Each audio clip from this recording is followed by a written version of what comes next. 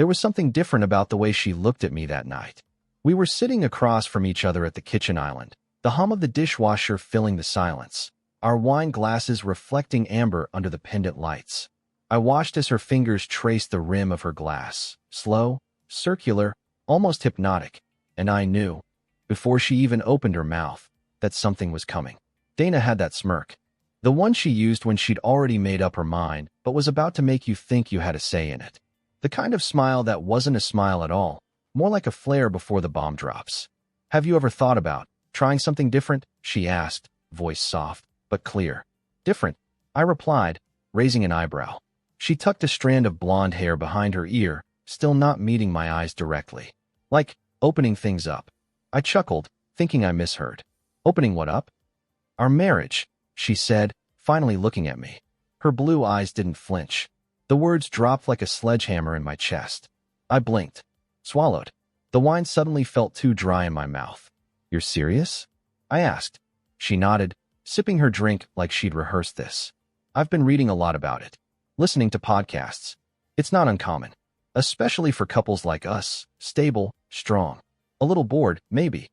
"Bored," I repeated. She laughed softly, trying to soften the blow, but it only made it worse. "Not in a bad way. Just predictable. We've been together 17 years, Jack. You don't think it's natural to crave something new once in a while?" "Something new?" I stared at her, trying to decipher what part of her had changed. She still looked like the woman I married, beautiful, confident, elegant in that effortless way. But there was something else now. Something colder. Or maybe just clearer. "You want to sleep with other people," I said, blunt. Dana winced slightly. "Not just that. I mean, sex is part of it. But it's more about freedom. Exploring. Rediscovering who we are outside of this marriage. And then coming back together, stronger." It was like she'd read the brochure of some progressive lifestyle retreat and believed every word. "And you think that'll bring us closer?" I asked, setting my glass down. She nodded again. "Don't you ever feel like there's more out there? Not because I don't love you. I do. But sometimes, I wonder what it would be like to not feel owned. To choose each other again, but not out of obligation. Out of desire." That word, owned, stuck in my brain like a splinter. I never thought of our marriage as ownership. Partnership, maybe. Love, yes. Habit, definitely. I leaned back in my chair, studying her. The blouse she wore was new. Tight-fitting, deep blue, unbuttoned just enough to show the curve of her collarbone and the lace of a bra I didn't recognize. Her makeup was heavier than usual. Smoky eyes, glossy lips. "You've already done something, haven't you?" I asked. Her gaze didn't drop. "No, but I've thought about it. That's why I'm bringing it to you. I want to do this together, or not at all. But I won't lie, Jack. If we don't at least talk about it, I'm scared I'll start resenting you." That twisted something inside me. She'd flipped the script entirely. This wasn't just about what she wanted. This was about what I might lose if I said no. I should have walked away right then. Should have told her no fucking way. But I didn't. Not because I agreed. Not because I was okay with it. But because, in a sick way, I understood the curiosity. We'd fallen into routines. The same meals. The same positions in bed. The same Friday nights with takeout and Netflix. Maybe I hadn't wanted different, but I had noticed her looking elsewhere lately. "I don't know," I said finally. "It sounds like lighting a match in a room full of gasoline." Dana smiled. Not a warm smile. A satisfied one. "That's what makes it exciting," she whispered. She reached across the counter, her fingers brushing mine, deliberate, slow. There was still fire between us, and she knew it. She used it. Her thumbs circled my knuckles, her touch softer now, seductive. "We don't have to decide tonight," she murmured, her voice dipped in honey. "But think about it. You and me. With rules. Boundaries. Honesty. No secrets." The irony of that last word made me want to laugh. "No secrets," I echoed. "Right." She stood up, walking around the island to me. Her hand trailed along my arm as she leaned down to kiss my neck. Not sweetly, but like she was staking a claim. "I'm going upstairs," she said. "If you want to join me, I'll take that as a maybe." And then she left, hips swaying, the wine glass still in her hand. I sat there for a long time after, staring at the condensation on the side of my glass, listening to the creak of the stairs, feeling the weight of 17 years pressing down on my shoulders. Did I want to save my marriage? Did I want to see her happy? Did I want the freedom she was offering me? Or was I just too afraid to lose her to someone else? I didn't know the answer. But I knew one thing for sure. The way she smiled as she left the room told me this wasn't a request. It was a test. And part of me, the reckless, buried part, was already wondering how far I was willing to go to pass it. It happened at her mother's birthday party, of all places. The house was loud with too many voices and too much wine. Dana's family always made an event out of everything, even when it didn't need to be one. Candles lined the long dining table. Bottles clinked. Laughter spilled from the kitchen, clashing with the sound of Fleetwood Mac humming from the Bluetooth speaker like a ghost from some better decade. I stood near the fridge, nursing a whiskey and pretending to check emails on my phone, mostly just watching the door and wondering how I got roped into being here in the first place. Dana was holding court with her mother and aunt, animated as ever, sipping white wine and throwing me occasional glances like I was her well-behaved accessory. She was radiant. I hated how good she looked when she wanted to. She wore a sleeveless black dress that hugged her waist and dipped just enough at the chest to make every man in the room do a double take. Her hair was pinned up in one of those intentionally messy styles that screamed sophistication without trying too hard. And then she walked in.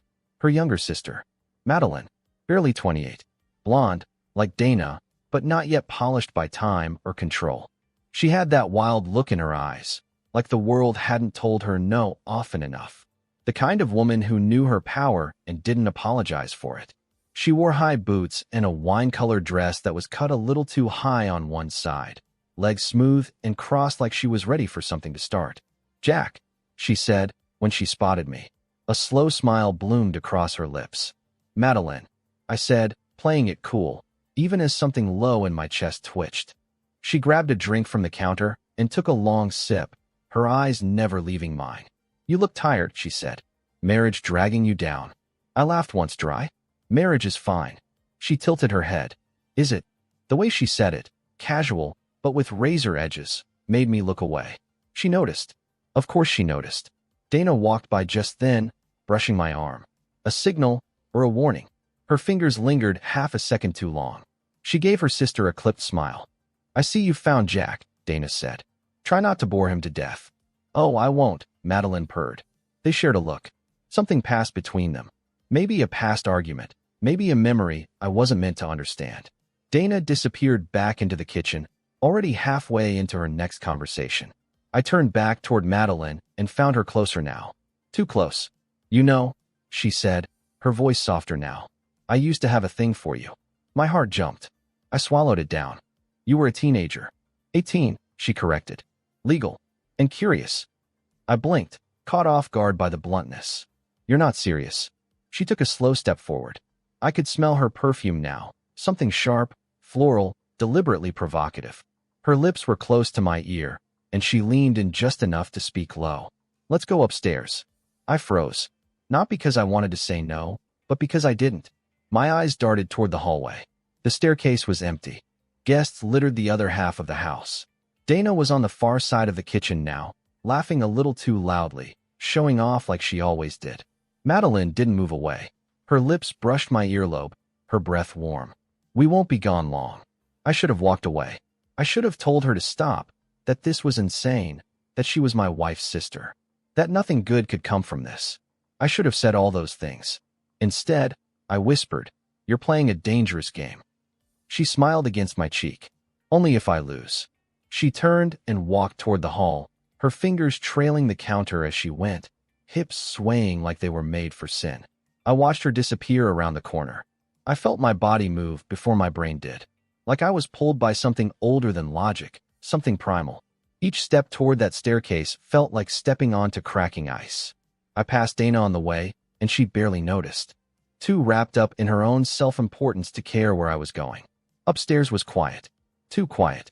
The door to the guest room was slightly ajar. I stepped inside and found her sitting on the edge of the bed, one leg crossed over the other, her dress hiked just a little higher than it had been downstairs. She didn't say a word. Neither did I. Her fingers beckoned me forward, a soft, curling motion, slow and sure. The kind of gesture that said, "You've already made your decision. Come collect your consequences." I stood still, a war raging in my head. My heart beat hard in my chest, pounding like warning drums. But there was no fear, only fire. She looked like a dare dressed in silk. Her eyes weren't soft like Dana's. They were bright, sharp, focused entirely on me. "I won't kiss you," she said, her voice even. "Unless you ask." That did something to me. Something electric. She was baiting me, and I was taking it. "I'm married," I said, the words hollow. She leaned back on her palms, arching slightly, the neckline of her dress slipping lower. That didn't stop her. I stepped forward. "Madeline," I warned, voice tight. She smiled. "Still sounds better coming from your mouth than hers." The tension between us buzzed, crackled. I could feel it, raw and dangerous, like a storm about to break. My hand twitched at my side. I wanted to touch her. I needed to. I hated myself for it, but I wanted to know what it would feel like to be wanted again, not tolerated, not managed. Desired. Downstairs, the music changed. A knock sounded on the bedroom door, quick, sharp. I flinched. "Jack!" Dana's voice. Shit. I stepped back, breathing hard. Madeline didn't move. She just watched me, that slow smirk still on her lips, like this was all just beginning. "Coming," I said quickly, adjusting my collar. I opened the door and Dana stood there, brows raised, a half-drunk glass of wine in her hand. "You disappeared," she said. "Needed a moment." I lied. She looked past me, saw her sister on the bed, and something flickered in her eyes. Not surprise. Not confusion. Just annoyance. She leaned closer. Her lips brushed my ear. "Whatever she whispered," Dana said, "don't be stupid enough to believe she does it just for you." And with that, she walked away. Madeline remained on the bed, one eyebrow raised. "Guess it's your move now," she said. I closed the door behind me, still inside the room. And just like that, the match had been lit. There's a moment, right before it happens, where you know you're about to change everything. It was a week after the party. The memory of Madeline's whisper still burned in my head like smoke that wouldn't clear. I tried to forget it. Really, I had. I'd slept beside Dana every night, kissed her good morning like nothing had changed. But something had. Something was shifting under the surface, dragging me down like a riptide. Dana was back to being cold again, distant, focused more on her phone than on me. And every time she smiled, I couldn't help but wonder who else that smile was for. Tuesday afternoon, Madeline texted me. "You still pretending that didn't happen?" No greeting. No emoji. Just that. Direct. Bold. I stared at the message for a long time, thumb hovering over the screen. I should have deleted it. I should have blocked her, moved on, buried the temptation like a dead animal in the woods. But I didn't. Instead, I typed back, "What are you doing Thursday night?" Her reply came almost immediately. "You, if you let me." That was the moment. That's when I should have stopped. That was the last out, the final turn-off before the cliff. But I pressed the gas. I told Dana I had a work thing. Late meeting, potential client. She didn't even look up from her screen. Just muttered, "Okay," and kept scrolling. So Thursday night, I drove across town to a boutique hotel tucked between a wine bar and a yoga studio. The kind of place that wanted to look discreet but begged to be noticed. Room 206. When I walked in, Madeline was already there. She wore a satin robe, dark red, cinched loose at the waist. She didn't say a word, just walked up to me, placed a finger on my lips, and led me to the bed. It wasn't gentle. It wasn't romantic. It was raw, violent in its hunger, desperate in its need. Like we'd both been starving for something we couldn't name. She scratched. I bit. Her breath against my throat was a prayer and a dare. Her body moved with purpose, not like Dana's careful rhythm, but a wild chaos that pulled me apart and put me back together in pieces. The sex wasn't perfect. It wasn't clean. It was sweat, tangled sheets, moans muffled against pillows. But it was real, and it was the first time in years I felt wanted for no other reason than because. Afterward, we lay there in silence, catching our breath, the fan spinning above us like a clock counting down to guilt. Madeline turned her head and looked at me. "You're not going back, are you?" I blinked at the ceiling. "To the hotel?" "Eventually." She laughed. "To Dana." I paused. "I'm still married." "Yeah," she said, dragging a finger down my chest. "But not for long." That stuck with me. The quiet confidence in her voice. Like she knew something I didn't, or was betting everything on a hand I hadn't even agreed to play. I left around midnight. Took the long way home. Windows down. Let the cold air hit my face while my thoughts spun. I expected guilt to come crashing in. It didn't. What I felt was worse. I felt alive, like I'd touched something forbidden and realized I liked the burn. But of course, nothing stays secret forever. 2 days later, Dana found out. It wasn't through a text. Not a condom wrapper in my pocket. No cliché lipstick on the collar. She heard it from Madeline. I came home from work that evening, and the house was too quiet. No music. No dinner cooking. Just Dana in the living room, sitting with a glass of wine, staring out the window like a woman watching the end of the world. "Hey," I said cautiously, setting my keys on the counter. She didn't respond. That's when I noticed the second wine glass, empty, on the table beside her. "I talked to Madeline today," she said. My stomach dropped. "Oh." She turned. Her eyes were glassy, but dry. Not broken. Not even sad. Just sharp. "Do you want to tell me?" she said slowly. "Or should I repeat what she said word for word?" I opened my mouth. Closed it. No point lying. Not with Madeline already lighting the match. "It was a mistake," I said finally. "I don't know what I was thinking." Dana laughed. Not a joyful sound, but one full of venom. "A mistake," she said. "Is that what you call fucking my sister?" I flinched at her words. Not because they weren't true, but because she sounded more offended than hurt. "You're not surprised?" I asked. She stood, paced. Her heels clicked across the hardwood like gunshots. "Oh, I'm surprised. Just not in the way you think." She stopped in front of me, arms crossed. "I gave you a pass," she said. I opened a door. I said, "Let's explore." I was trying to evolve, Jack. And what do? You crawl into bed with her. I didn't plan it. That's what makes it worse. At least if it were planned, I could respect it. The venom in her voice curled around the word respect like it tasted bitter. "So what now?" I asked, exhausted. "Do you want a divorce?" Dana scoffed. "No, that would be too easy." She stepped closer, so close I could smell the citrus in her perfume, the one she wore when she wanted to intimidate someone. "She wants you, you know," Dana said. "Madeline. Not just to fuck. She wants to win. She's been trying to one-up me her whole life. And now she thinks she's finally done it." "That's not." "Oh, please," she snapped. "Don't insult both of us." I said nothing. "I'm not leaving," she continued. "I'm not giving her the satisfaction. And what about me?" She smiled coldly. "You? You're the prize, Jack. The game." Then she turned and walked upstairs, leaving me standing there, naked in my own skin, used by one sister, claimed by another. And somehow I realized neither one of them had lost. Not yet, but I had just become the battleground, and the war had officially begun. I didn't grow up with sisters. I had a brother, distant, competitive in the way boys were, but nothing like them. Dana and Madeline's sibling dynamic wasn't just complicated, it was war dressed in pearls. It didn't take long after the fallout for me to see it. The silence between the sisters wasn't just cold, it was weaponized. Family brunches turned into minefields. Their mother's 65th birthday, 2 weeks after Dana found out, became the first time the whole family was in the same room again. And it was a bloodbath beneath the smiles. Madeline wore a tight white dress, intentionally bridal. Dana, in deep red, eyes like steel.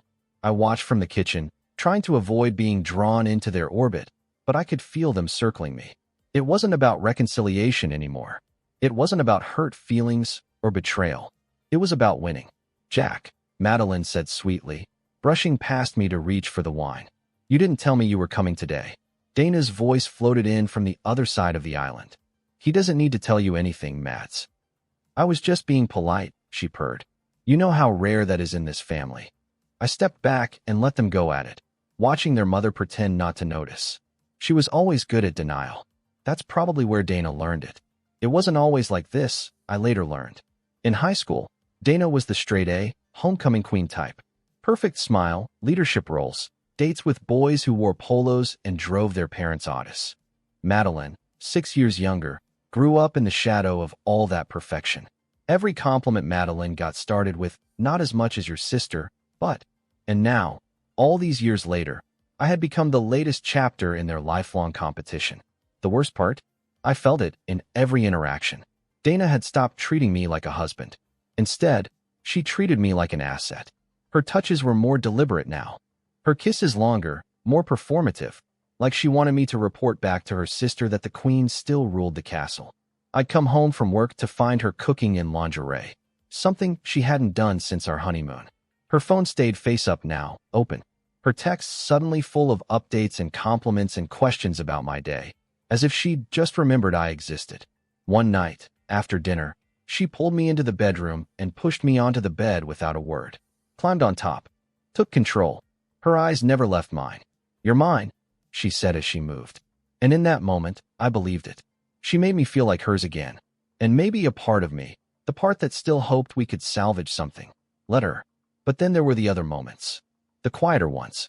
The stolen ones. The text from Madeline on a random Thursday. Still thinking about that night. "Are you?" The way she'd linger after family dinners. Wait until Dana had gone to bed. Then whisper things as she passed me in the hallway. "I miss how you touched me." It wasn't about love. It was never about love. It was about proving a point. Madeline wanted to be more than the girl in the shadow. She wanted to be chosen. And Dana? She wanted to make sure she was never replaced. It wasn't long before I started remembering things differently, seeing them differently. Little flashes of their past that suddenly had a new meaning. Dana had once told me how Madeline ruined her sweet 16 by sneaking out with her boyfriend. I hadn't thought much of it then, just teenage drama. But now I could see the pattern. Madeline was always trying to take what was Dana's. And Dana? She never forgot a slight. I asked Dana once, during one of our calmer evenings, why she hadn't told me just how deep the rift between them went. She was brushing her hair in the mirror, a glass of white wine balanced on the nightstand. "You wouldn't have understood," she said. "Try me." She paused, brush mid-stroke. Madeline always wanted my life. She just never had the patience to build it herself. I sat on the bed. "And you think I'm part of that life?" Her reflection met mine in the mirror. "No," she said. "I know you are." She turned around, crossing the room until she stood in front of me, her legs between mine. "She wants to prove she can take anything I've built," she whispered. "Even if it's just for a night." I swallowed hard. "And what do you want?" She smiled then, slow and sharp. "To remind you, and her, that no one takes what's mine." I should have felt wanted, desired. Instead, I felt owned. But it didn't stop me. Madeline texted me again a few days later. We met in secret again. Another hotel. Another hour of pretending this wasn't a mistake. And this time, after it was over, she didn't gloat. She didn't tease. She just lay there, eyes on the ceiling, and whispered something that chilled me to the bone. "She doesn't love you, Jack. She just hates losing." I didn't respond. But I didn't leave, either. And in the silence of that cheap hotel room, I realized something terrifying. This wasn't a marriage anymore. This was a battlefield. And I was the trophy.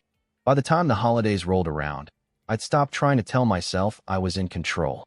Dana and Madeline had turned it into something else, something unspoken, vicious, and intoxicating. I was no longer a man balancing between two women. I was a man being played by two sisters who had long ago stopped fighting over love and had started fighting over leverage. The seduction wasn't subtle anymore. It was deliberate. Dana came at me head on. No apologies, no coyness. She turned up the heat like we were in the early days again. Tight dresses, aggressive affection, and sex that left me dizzy and wondering what the hell she was trying to prove. And every time we were together, she made sure to brand me with her. Bite marks, scratches, whispers in my ear like, "Do you think she could ever make you feel like this?" She kissed me differently now. Not with tenderness, but with possession. Like I was her claim on the world. And she had every intention of parading me in front of her sister like a prize stallion. I'd come home to find her dressed in lace and high heels, dinner forgotten, wine open, music low. She'd crawl into my lap, fingers in my hair, breath warm against my neck. "You still thinking about her?" she'd whisper. I'd hesitate, and she'd bite my shoulder, not hard enough to hurt, but hard enough to say, "Don't you dare." It should have turned me off, but it didn't. Because Madeline was just as calculated, but in the opposite way. She played the silent game. The glances, the soft touches when no one was looking, the loaded silences. When she spoke, it was barely a murmur, little comments that slid under my skin and made me burn. That thing she does with her tongue, she whispered to me at a Christmas Eve gathering. I taught her that. I nearly dropped my drink. Dana was 10 feet away, laughing with her cousins. Madeline leaned in, her lips almost brushing my ear. She always copied me. Clothes, makeup, even men. "You're not the first, you know, but you're the first who came back." I wanted to hate her, but God help me, I didn't. She knew exactly what she was doing. Every text she sent was a trap. Wish you were here. Thinking about your hands again. Do you think about me when you're inside her? She fakes it, by the way. Always has. Dana, meanwhile, became more unpredictable. One night, she pulled me into the shower with her before bed, something she hadn't done in years. She pressed me against the tile, water cascading down her back, her mouth hot and needy. And then, while riding me, she whispered, "Are you picturing her right now?" I froze. Her eyes locked on mine. "Be honest. I can tell when you lie." I opened my mouth, but nothing came out. She leaned in closer. "Good," she whispered. "Let her live in your head. I live in your bed." I came harder than I had in months, and hated myself for it. This wasn't just seduction anymore. This was warfare. They were taking turns pulling me in, pushing me out, watching how I'd respond. Every interaction became a test. Every fuck was a battlefield. Every text a landmine. One day, Dana asked me to dinner, just the two of us. It was rare, given how awkward things had become. I agreed, thinking maybe she was trying to actually rebuild something. We went to a quiet Italian place, candlelight flickering between us. She was beautiful that night, effortlessly so. A black dress, hair soft around her shoulders, the scent of jasmine trailing with every movement. She smiled at me, but it didn't reach her eyes. "I know you're still seeing her," she said, mid-bite, as if we were talking about the weather. I froze. "Dana, it's fine," she interrupted. "I just wanted you to know I'm not mad about it." I studied her carefully. "Then what are you?" She sipped her wine, tilting her head. "Motivated. Motivated. To remind you why I was your first choice." Her foot slid beneath the table, pressing firmly between my legs. "I know her games," she continued. "But here's the thing. Madeline fucks for validation. I fuck for power." I swallowed hard. She wants you to think she's soft, fragile, in need of rescuing. She's not. She's manipulative, self-obsessed, and she's always been jealous of what she couldn't build on her own. "Dana, she can have your cock," Dana said, voice low. "But I'll have your soul." That night, she didn't let me sleep. She rode me like she was claiming territory, scratched my chest, bit my neck, whispered in my ear that I'd never leave her, not really, that I couldn't. And for a terrifying moment, I believed her. But then, 2 days later, I found a handwritten note tucked in my glove box when I went to grab paperwork from my car. The paper was folded twice, neatly, and it smelled like Madeline's perfume. "You deserve to be loved, not weaponized." I stared at it for a long time. It was the first thing she'd sent me that didn't drip with sex or ego, and it broke something open in me. Because the truth was, she wasn't wrong. Dana loved winning. Not me, but Madeline. She was starting to see me as more than a trophy. Or maybe I just wanted to believe that. Maybe I was finally so tired of being a pawn in their war that I was clinging to the first hand that looked like it might pull me out. But when I looked in the mirror that night, I didn't see a man torn between two women. I saw a man owned by both. And slowly, piece by piece, I was starting to disappear. The first public crack showed over brunch. Dana and Madeline hadn't spoken all morning, not unusual lately, but there was an electricity in the air that everyone in the room could feel, like static before a storm. Dana sat at one end of the table, sculpted, polished, legs crossed neatly under a navy blue dress. Madeline sat opposite her, wearing a low-cut floral blouse that drew eyes and invited whispers. I was in the middle, physically and metaphorically, pretending to be interested in the egg frittata Dana's mother had prepared. Across from me, Madeline leaned in to ask if I could pass the syrup. Her hand grazed mine, just enough for Dana to notice. The fork in Dana's hand paused midair. The tension didn't break. It hardened. Her voice, cool and calm, sliced through the air like a scalpel. "You know, Mads, maybe next time you can keep your hands to yourself. Some of us are trying to eat." Madeline didn't flinch. She reached again, slower this time, deliberately brushing my knuckles. "Relax, Dana. I think he can manage a little touch without falling apart." I felt the heat rise in my neck. Everyone at the table fell silent, eyes shifting between the sisters like they were watching a tennis match about to turn into a cage fight. Dana smiled. That tight smile. The one that said she was calculating something much darker than a comeback. "I just figured you'd had your fill already," she said sweetly. "Wouldn't want you choking on seconds." Laughter tumbled from the far end of the table, nervous and awkward. Their mother tried to change the subject, something about the spring fundraiser. But the damage was done. Something had broken in the air, and no one could glue it back together. From that moment on, it all began to unravel. Every gathering was a minefield. Conversations between them were barbed, polite only in the way lions circle each other before they pounce. Dana would compliment Madeline's outfit with barely disguised contempt. "That's a cute blouse. Still borrowing from high school closets?" Madeline, unbothered, would smirk. "Thanks. I got it after I fucked your husband." Dana never responded to that one. Just smiled tighter, eyes narrowing like she was storing that moment away for something worse. And then there were the whispers. The coordinated whispers, aimed not at each other, but at everyone else.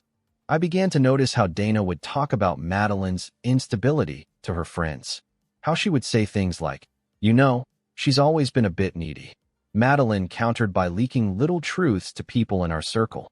She didn't say we were sleeping together, not directly, but she let things slip. Times, locations, the way I'd supposedly whispered her name when I shouldn't have.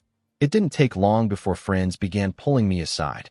Some out of concern, others out of curiosity. "Jack, man, is this real? Are you with her?" I'd shrug, deny, deflect. But the truth was, I didn't even know what with meant anymore. Dana started showing up at my office unexpectedly, bringing coffee, smiling like nothing was wrong, sitting across from me, crossing her legs, leaning in as she asked how my day was going. Like we were a happy couple just keeping the spark alive. "I thought I'd surprise you," she said one morning, setting a croissant on my desk. "Make sure you're staying grounded." Grounded. The word stuck. Because that's what I'd become. Trapped. Weighted down between two women who weren't trying to love me. They were trying to own me. And I let them. The more their rivalry escalated, the more I was dragged into it. Not as a man with agency, but as an object. A pawn. Their prize. I tried to talk to Dana about it once. "I can't keep living in this game," I said one night, sitting on the edge of the bed, shoulders slumped. She didn't even look up from her tablet. "Then stop playing." "I'm not the one playing. You and Madeline." Her eyes finally lifted. Cold. Sharp. "We're not making you do anything, Jack." "That's not true." She stood, slow, deliberate, walked toward me. "She wants you because she can't stand not being me. I want you because I am." And then, softly, "If you walk away, you lose both." She left me standing in the bedroom with that sentence clinging to the air like smoke. Madeline, on the other hand, whispered something different when I saw her later that week, sneaking into the back seat of my car during a late grocery run. "You don't owe her anything anymore." I didn't respond. "She doesn't see you," she continued. "Not the way I do." I looked at her then. "And how do you see me?" She leaned in, pressed her lips to my cheek. Not quite a kiss. Like a man worth choosing. That word, choosing, haunted me the whole drive home. Because neither of them had asked me to choose. They were both waiting for me to break. And the cracks were already showing. Friends started pulling away. Invitations stopped coming. People didn't know where to place us. The husband, the wife, and the sister. Rumors became whispers. Whispers became gossip. At dinner with Dana's parents, her mother watched us with tight lips and glassy eyes. Her father barely said a word. And when Madeline arrived late, in a red dress that matched Dana's exactly, the table fell quiet like a church before confession. "You look stunning," I said before I could stop myself. Dana's wine glass shattered in her hand. She didn't flinch, just reached for a napkin, blood trickling down her palm. "I'll get it," she said, standing up. But the message had been delivered. Loud, clear, and irreversible. Madeline met my eyes and smiled, slow and dangerous. And that's when I knew. This wasn't just about sex anymore. This was about war. And in war, things always break before they burn. I used to think guilt was a wave, that it came all at once, smothering and sudden. But I was wrong. It's a slow drip, a leak in your ceiling. You don't notice it until the damage is already done. That's how it felt waking up every day between them. Not physically, but emotionally. Knowing that I'd betrayed one and was slowly losing the other, and yet still unable to walk away from either. Dana had grown colder again. After the wineglass incident, something in her seemed to shift. She no longer tried to seduce me with heat. Now she played the long game. Softness, subtlety, and silence. She'd cook for me. Leave notes in my coat pocket like she used to when we were first married. "Hope today is kind to you," one of them said. It should have made me feel safe. Loved. But I couldn't help but wonder if each gesture was part of some long chess match. A move I didn't understand until weeks later when she'd casually drop a reminder of my failure at just the right moment. "I made that same pasta the night you came home smelling like her," she'd say, smiling over dinner. "You said it was comforting." She didn't fight anymore. She just watched. Madeline, meanwhile, pulled me in deeper.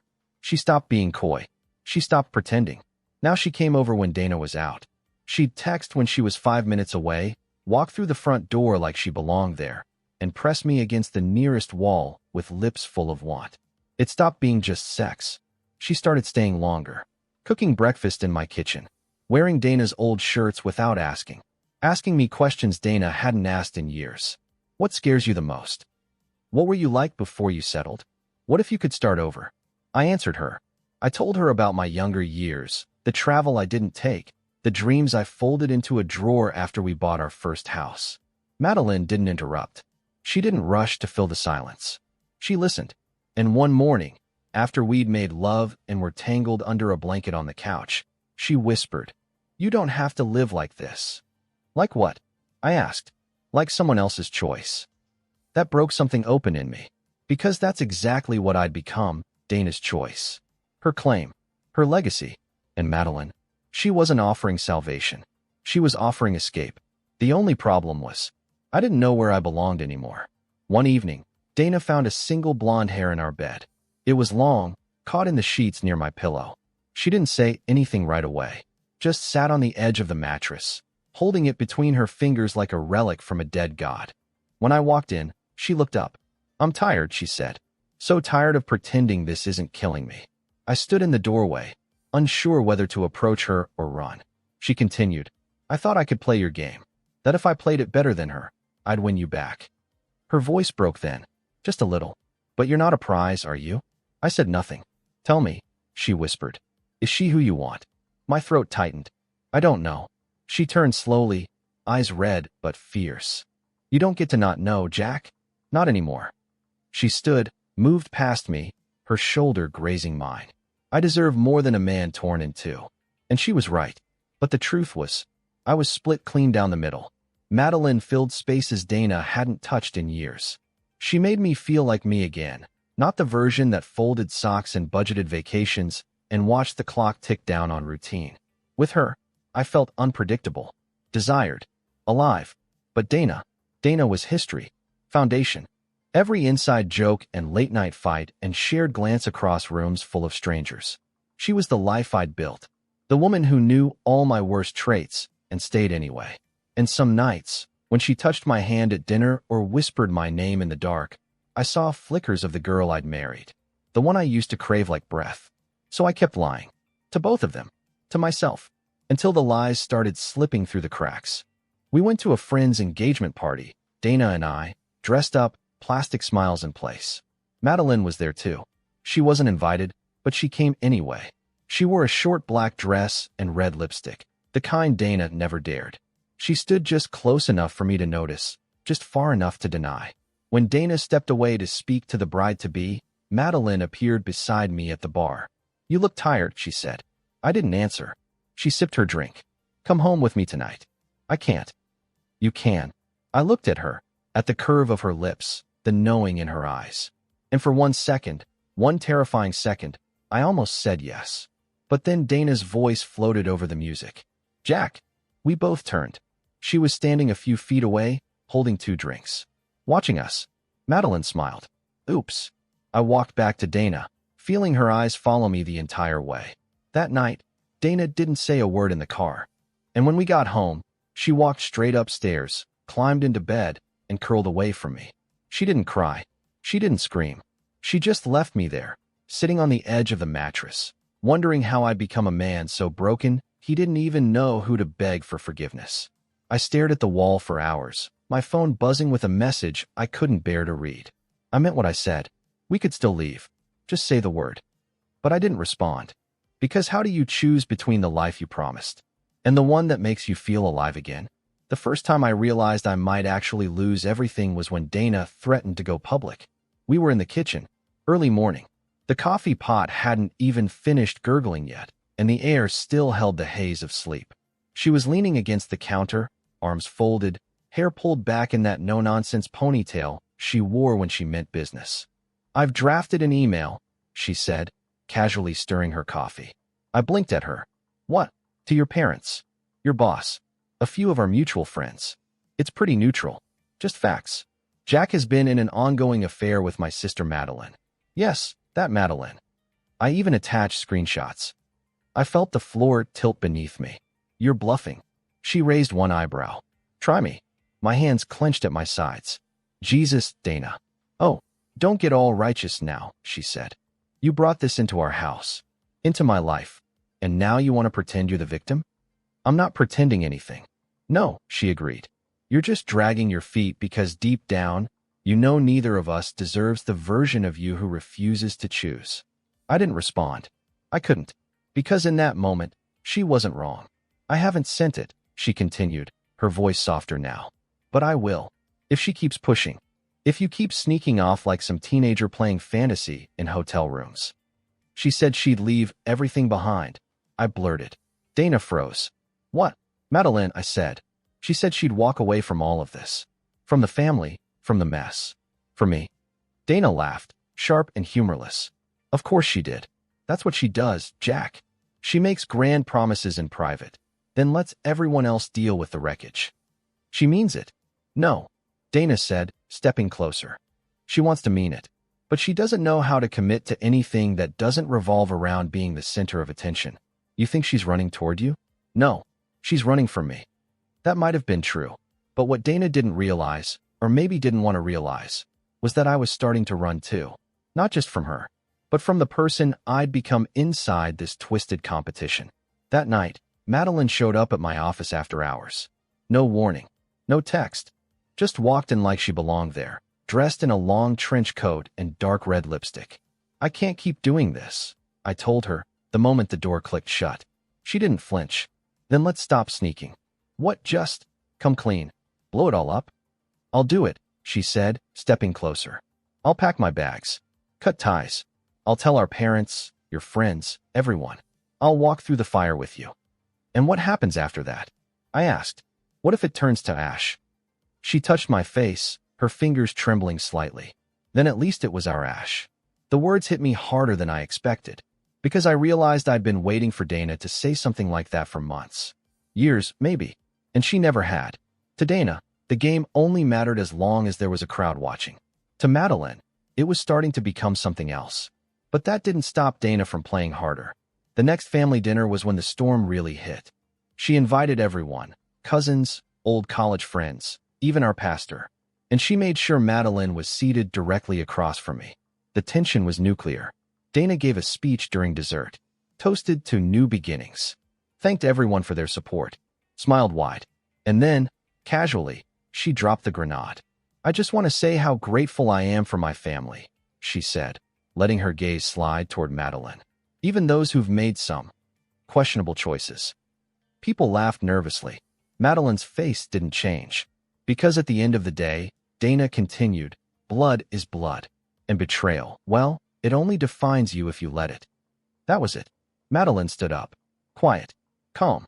She walked around the table, leaned down, and kissed me on the cheek. Soft. Deliberate. Then she whispered, "You have 48 hours. After that, I'm gone." And she walked out. Dana didn't look surprised. After everyone left, I found her in the kitchen rinsing wine glasses. "She won't wait forever," I said. "I'm counting on that." I stared at her. "Do you even want me? Or do you just not want her to win?" She paused, then turned to face me. "I want the us we used to be," she said. "The version before we let boredom ruin everything. Before you forgot who built this life with you. And you think you can scare me back into that?" I think I'm the only one who actually knows what forever looks like. I should have felt comforted, but all I felt was cornered. That night, I sat in the dark with my phone in hand. Madeline's contact open. My thumb hovered over the call button for what felt like an hour. I didn't press it. Instead, I opened our last text thread. "You have 48 hours. That was 2 hours ago. I typed. "If I leave, there's no coming back. You know that, right?" 3 dots. Then, "I'm already gone, Jack. The question is, are you coming with me?" I stared at the screen, then heard Dana's voice upstairs, calling my name. Soft. Casual. Like nothing had changed. But everything had. I was standing on the edge of something irreversible. And I knew, no matter which direction I jumped, I wouldn't land the same man. It happened on a Sunday, the kind of day that pretends to be calm. Light rain, soft jazz on the speakers, and a house too quiet for what was about to go down. I had just gotten out of the shower when I heard the doorbell. Dana called out, "Can you get that?" I dried my hands, pulled on a t-shirt, and walked barefoot down the stairs. Madeline stood on the porch. No warning. No text. Just soaked hair, a duffel bag slung over one shoulder, and eyes that burned with something I couldn't name. "Can I come in?" she asked. I hesitated, because I knew whatever happened next, nothing would be the same. But I stepped aside anyway. She walked past me like she owned the air. She wore no makeup. Her coat clung to her body like a second skin. She didn't smell like perfume. She smelled like rain and desperation. Dana was already at the top of the stairs. She hadn't been surprised to see her. Of course not. "What is this?" Dana asked, her voice flat, arms crossed. "I'm done waiting," Madeline said. "And you thought showing up unannounced was the answer? I thought watching you unravel might be more satisfying in person." Dana let out a short laugh. "You always needed an audience, didn't you?" "I didn't come for you," Madeline said. "I came for him." They both looked at me then, like I was the final card on the table. "You need to leave," Dana said to her sister.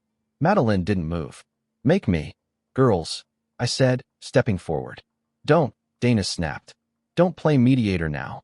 You lost that right weeks ago." Madeline dropped her bag on the floor. "I'm not here to fight you, Dana. I'm here to end this." Dana tilted her head. "End what?" Madeline took a slow breath. "I'm leaving town. I have a job offer in New York. It's real. It's stable. It's mine. And I'm taking it." Dana's expression cracked, just slightly. "But," Madeline added, eyes on me, "I want to know if I'm going alone." Silence. The weight of it almost crushed me. Dana walked down the stairs, slowly, each step deliberate. She stopped 2 feet from her sister. "You think leaving makes you the bigger person?" she said. "You blow up my marriage, seduce my husband, then walk away like some tragic heroine?" Madeline's voice was steady. "I didn't seduce him. He came willingly." Dana's hand flew before I saw it coming. The slap cracked like thunder. Madeline didn't move, didn't cry. She just blinked once, jaw clenched. "You're pathetic," Dana whispered. "You always have been. And you," Madeline shot back, "are so obsessed with control you can't see how hollow your life has become." They were nose to nose now, breathing hard. "You humiliated me," Dana said. "No," Madeline said. "You did that to yourself. You invited the war, remember? You started this game." I stepped between them.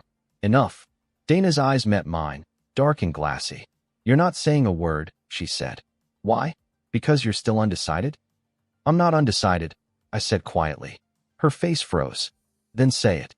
Madeline's voice was barely a whisper behind me. "Jack." But Dana was already moving. She walked to the living room, grabbed her phone from the coffee table, and tapped it rapidly. "What are you doing?" I asked. She turned the screen toward me. "Sending the email."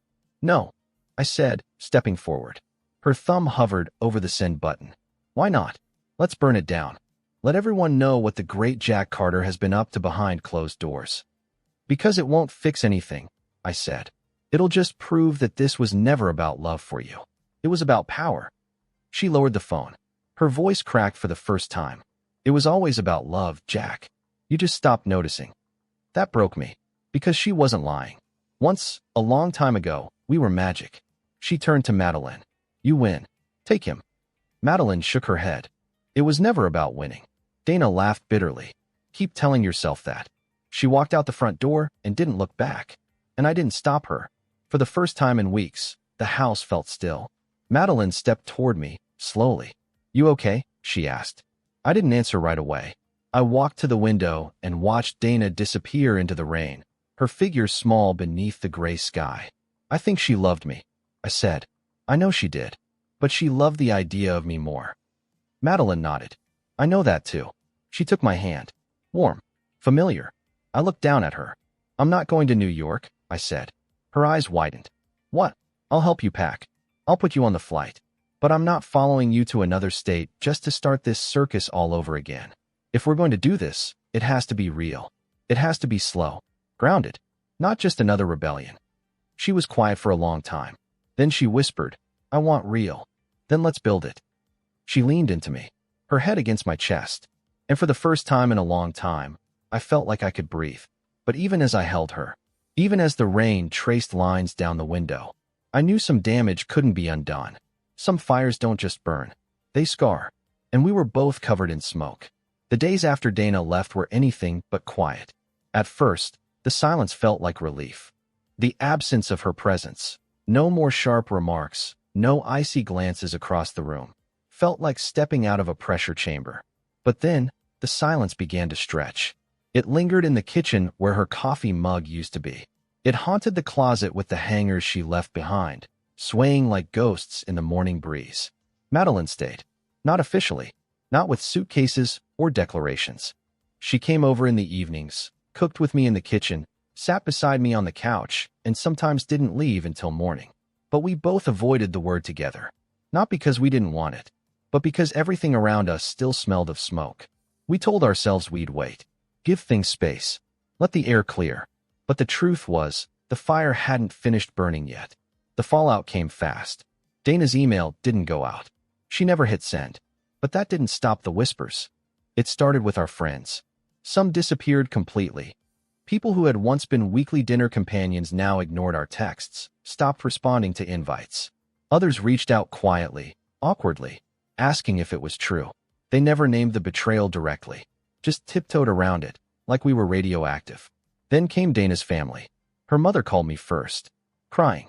"I don't know what to say," she whispered. I never imagined you'd do something like this." I wanted to tell her I hadn't either, that it hadn't been a plan, that love didn't crumble overnight, and betrayal doesn't always wear the face of a villain. Sometimes, it looks like a tired man, a lonely woman, a slow drift. But I said none of that, because she wasn't asking to understand. She was asking to mourn. Her father didn't call, but I heard from a friend that he'd started introducing Dana as my daughter, recently divorced. The label stung. We hadn't even filed papers yet. Madeline's fallout came slower, but heavier. Her cousin uninvited her to a baby shower. Her closest friend stopped responding to calls. And worst of all, their younger brother, quiet and kind-hearted, sent her a single message. "I love you, but I don't know who you are right now." She showed me the message with trembling hands. And for the first time since the affair started, I saw guilt flood her face. "I didn't think it would get this bad," she said. I sat beside her, took her hand. Neither did I. We clung to each other after that, not just out of affection, but out of necessity, like two people in a lifeboat, watching their past drown behind them. But even between us, the cracks were starting to show. One night, she asked, "Do you regret it?" I hesitated. That hesitation said more than any word I could have spoken. She nodded slowly, looked away. The truth was, I didn't regret her, but I regretted what we'd done to get here. The trail of wreckage, the twisted games, the version of me that had emerged, passive, dishonest, selfish. I barely recognized him. And the version of her? I wasn't sure if she was the woman I'd fallen for or the shadow that Dana's spotlight had created. The house felt too big without Dana in it. Too quiet. I tried rearranging the furniture one weekend, moved the couch, took down the wedding photos, boxed up some of the old memories. Madeline watched from the hallway. "Do you miss her?" she asked. I didn't answer. Because yes, I missed the idea of her. The old version. The laugh that once made me feel invincible. The Sundays in bed. The arguments that ended in exhausted sex and whispered apologies. I didn't miss who she'd become, but I missed who we were. And I could see that truth sat heavy on Madeline's shoulders, too. She began to withdraw, stayed over less, left earlier. Texts became shorter. The intimacy was still there, the way she reached for my hand in the dark, the way she brushed her lips against my neck when she thought I was asleep. But the certainty was gone. We'd won a war, but neither of us felt victorious. One night, she stood at the doorway, coat in hand. "I'm thinking of taking that job in New York after all." I looked up from the couch. "You said you weren't going." "I said I wouldn't go if we were real," she said. But now, her voice trailed off. I stood, heart in my throat. "So that's it. We burn everything down just to end up alone?" "I don't want to be alone," she said. "But I also don't want to be someone's second chance. Someone's guilt." "You're not. Are not." I stepped closer. "You're more than that. You always were." She looked at me then, really looked. And I saw it. Love, but also fear, and maybe even a little regret. Think about it, she said, pressing her keys into her coat pocket. I'll wait for your answer. But not forever. She left. And once again, I stood alone in the house I had built with another woman, wondering if I'd just watched the only person who still wanted to build something new walk away. I didn't sleep that night. Madeline's scent still lingered on the couch cushions, faint but unmistakable, that warm mix of sandalwood and something floral I could never quite name. I sat there for hours, staring at the black TV screen, seeing my own reflection, seeing the man I had become.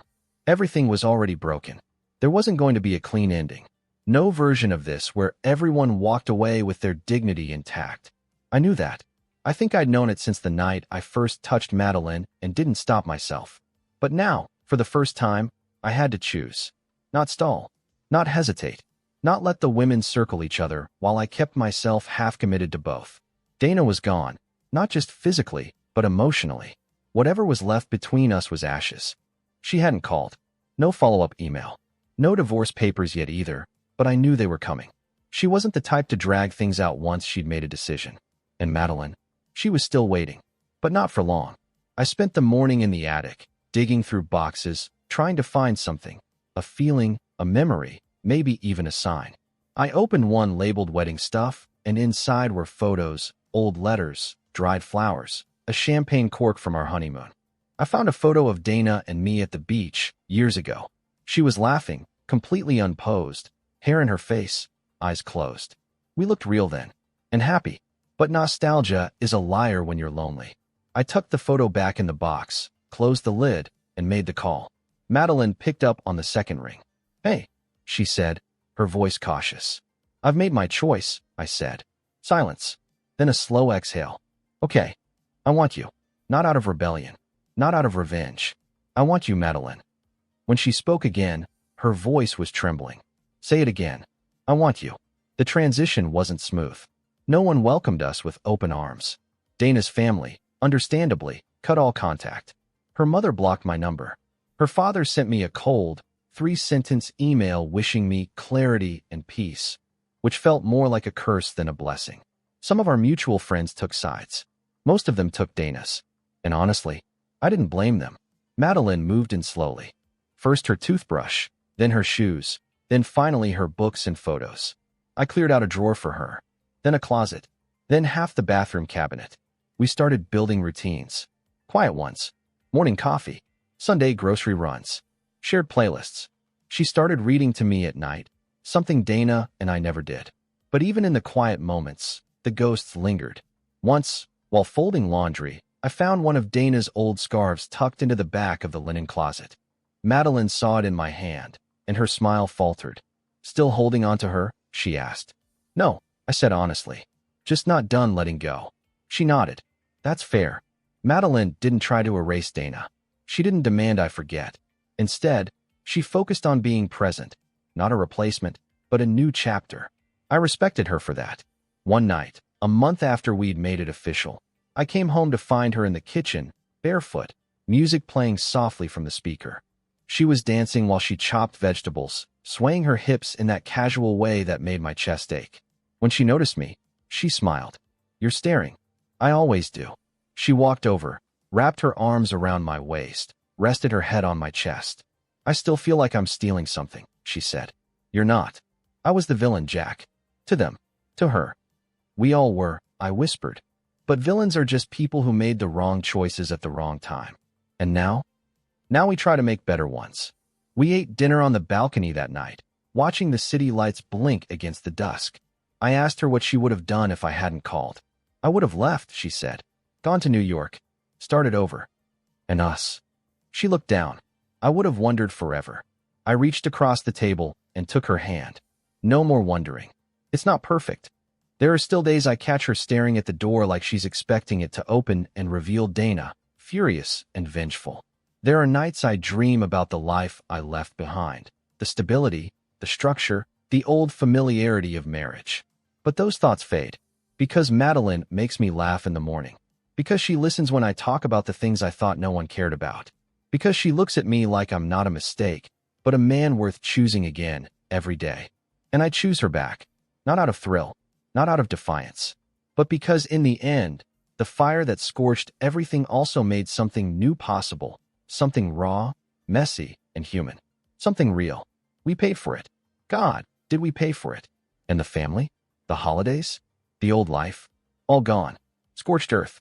But love doesn't always rise from the safest places. Sometimes it crawls out of the rubble.